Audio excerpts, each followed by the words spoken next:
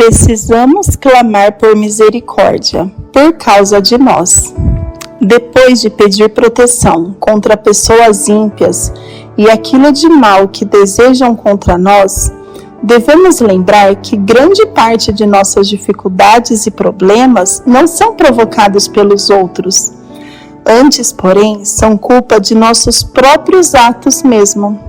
A Bíblia nunca escondeu nossas fragilidades pessoais. Somos pecadores. João foi categórico. Se dissermos que não temos pecado, enganamo-nos a nós mesmos e não há verdade em nós. O bom é que existe uma solução para isso. Qual? Se confessarmos os nossos pecados, Ele é fiel e justo para nos perdoar os pecados e nos purificar de toda a injustiça. Entretanto, mesmo salvos e perdoados, continuaremos pecadores até nos encontrarmos com Jesus na glória. Não podemos negar isso, senão, se dissermos que não pecamos, fazemo-lo mentiroso e a sua palavra não está em nós. Vivemos em um mundo encharcado pelo pecado e, infelizmente, contribuímos para isso com nossos atos que desagradam a Deus. A luta contra o pecado é diária e constante. Não existe pecado zero, pelo menos não nesta terra. Pecamos até quando pensamos o que não devíamos pensar. E, tragicamente, quando não fazemos o que devíamos e podíamos fazer. A Bíblia não encobre nossas falhas, como não encobriu as de Davi. Nosso coração é nosso problema. Jesus nos alertou quanto a isso ao dizer: porque do coração é que procedem os maus intentos, homicídios, adultérios, imoralidades, roubos, falsos testemunhos, calúnias, blasfêmias. Essas coisas corrompem o indivíduo. Exatamente por isso, como ensinado pelo pastor Bonhoeffer, se quisermos orar de verdade, talvez seja necessário orarmos contra o nosso próprio coração, pois não importa o que desejamos orar neste momento, mas sim aquilo pelo qual Deus quer ser invocado por nós. Quando Davi olhou para a sua vida e para as circunstâncias desesperadoras e sem saída que o rodeavam, orou pelos seus inimigos, mas acima de tudo ergueu um lamento a Deus, desta vez mais intenso que os demais, pois olhou para a sua própria pecaminosidade. Quando fez aquilo, ele simplesmente perdeu o sono e não conseguia dormir. Entre insônias, tristeza profunda e perseguição tenaz, Davi orou. Foi uma oração sincera e consciente.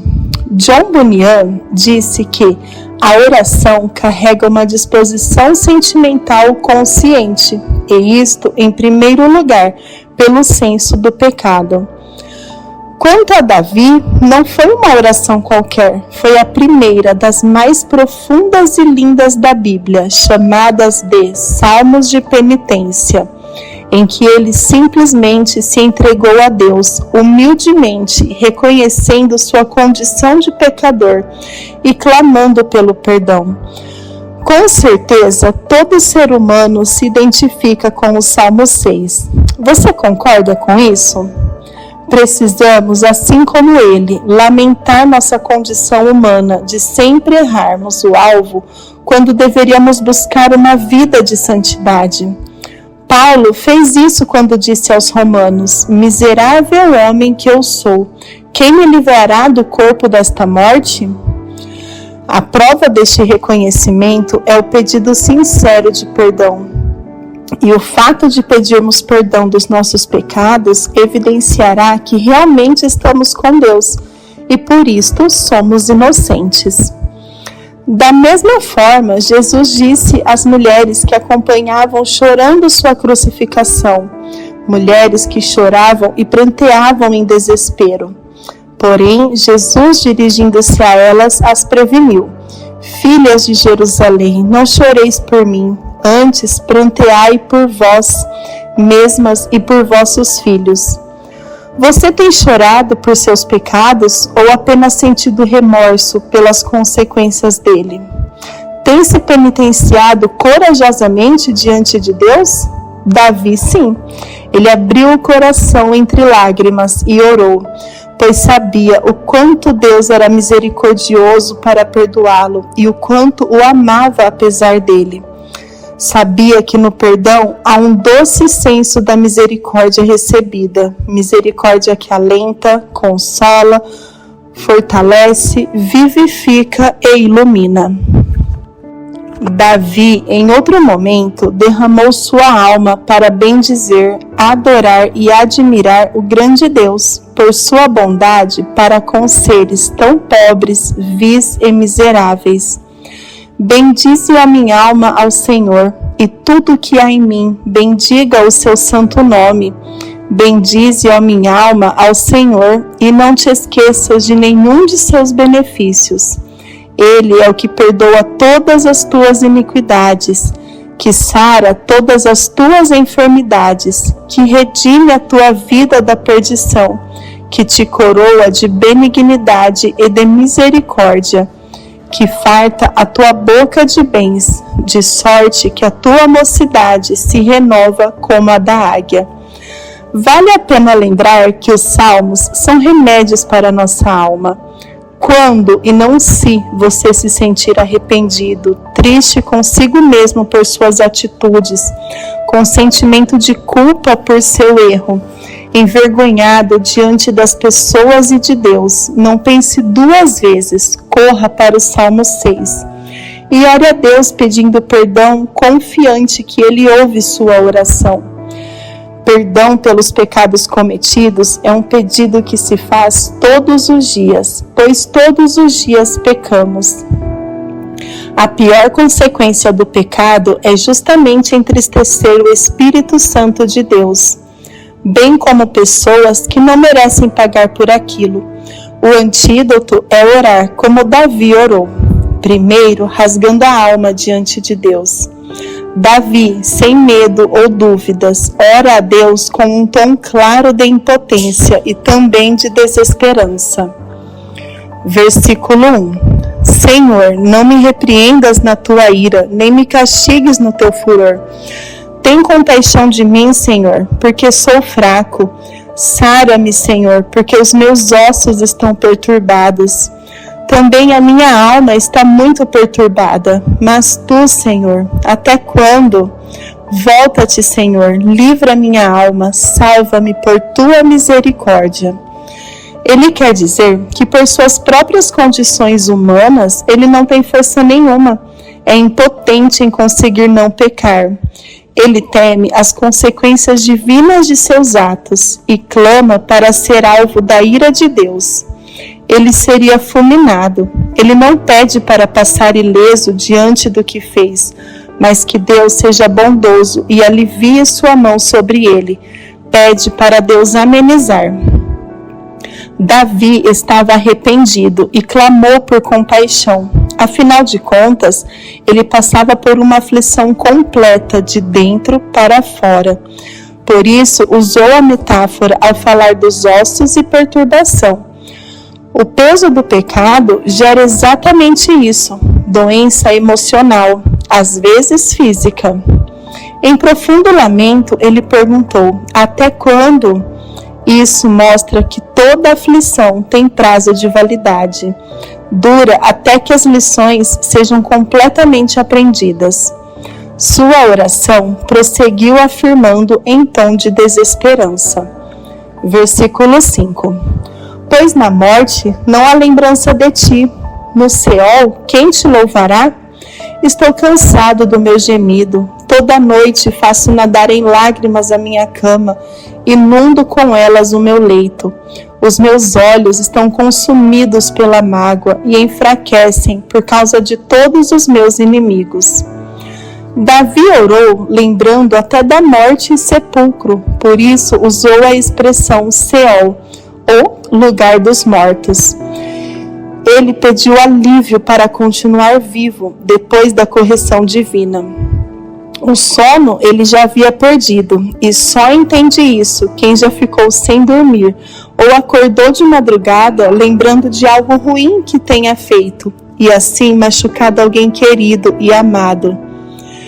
Ele chorava copiosamente, como Jesus também mandou no Sermão do Monte que fizéssemos todos nós por causa de nossos pecados, ao dizer que bem-aventurados são os que choram, pois eles sim serão consolados. Davi o foi. Ele estava em agonia quando orou. Sarah Pulton Calley, 1825 a 1907, compreendeu essa realidade quando compôs o hino Sou Pecador, conforme contido no Inário Cantor Cristão, sob o número 353. Ó Deus, tu me provaste a mim, ninguém se esconderá de ti. Prevês para onde quero andar, conheces como vou falar. Sou pecador, dá-me perdão, segura minha débil mão. Conduz meus fracos pés, Senhor, e louvarei meu benfeitor. Eu vivo à luz do teu olhar. Senhor, quem poderá sondar? A ciência tua e teu poder, se é insondável teu saber? Nas trevas e na clara luz, a mão divina me conduz. E se fugindo dela vou, de teu poder cercado estou. Criaste-me por tua mão, formados os meus membros são. As maravilhas do Senhor excedem muito a meu louvor. Ó Deus da minha salvação, pesquisa, pois, meu coração, expurga-me se houver em mim qualquer ofensa contra ti. Quando você se sentir assim, sem esperança e completamente impotente de controlar as coisas ao seu redor, derrame sua alma diante de Deus, mesmo que pareça um espírito pessimista. Precisamos destes momentos sombrios na vida para nunca mais nos esquecermos quem está no absoluto controle de nossas vidas, Deus. Lembre-se sempre de se render. Davi orou mostrando que precisamos olhar para os ímpios em nossa volta. Por isso afirmou: volte a atenção para seus inimigos. Versículo 8. Apartai-vos de mim, todos os que praticais a iniquidade, porque o Senhor já ouviu a voz do meu pranto. O Senhor já ouviu a minha súplica. O Senhor aceita a minha oração. Serão envergonhados e grandemente perturbados todos os meus inimigos. Tornarão atrás e subitamente serão envergonhados. Ele nos chamou a adotarmos um pensamento bastante desafiador quanto àqueles que estão à nossa volta, desejando ou se alegrando com o nosso mal. Cheio de coragem, ele se dirigiu aos seus inimigos que o faziam sofrer. Além dele mesmo com seus pecados e com muita ousadia clamou certo da intervenção de Deus. Ele os alertou que Deus ouvia sua oração, pois era um filho querido dele. Quando Deus derramasse sua ira sobre aquelas pessoas ímpias, elas ficariam envergonhadas e completamente perturbadas, num estado bem pior do que o que ele estava. Davi estava arrependido e confiante nas misericórdias de Deus. Tinha fé e por isso era ouvido. Os maus estavam completamente desamparados, sem terem quem se apegar. Não reconheciam que pecavam, consequentemente não clamavam por Deus e por isso não eram perdoados, tendo a condenação eterna já aqui na terra como consequências de seus atos. Não se esqueça de pedir perdão hoje, porque hoje você pecou. Deus derrama misericórdia para quem age assim. Todos precisamos clamar por misericórdia, não só por causa dos outros, mas acima de tudo, por causa de nós.